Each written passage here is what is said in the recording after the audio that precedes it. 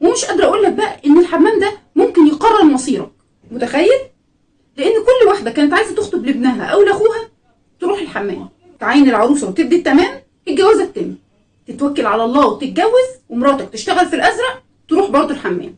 الله، علشان لو محسوده او مسحوره يحموها بالميه السخنه والملح اللي عليها يطلع.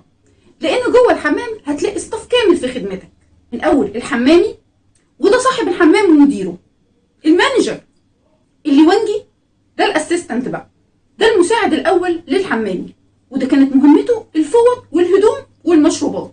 لان انا نسيت اقول لك ان الحمام ده كمان بيتقدم فيه مشروبات، اشي سخن وساقع.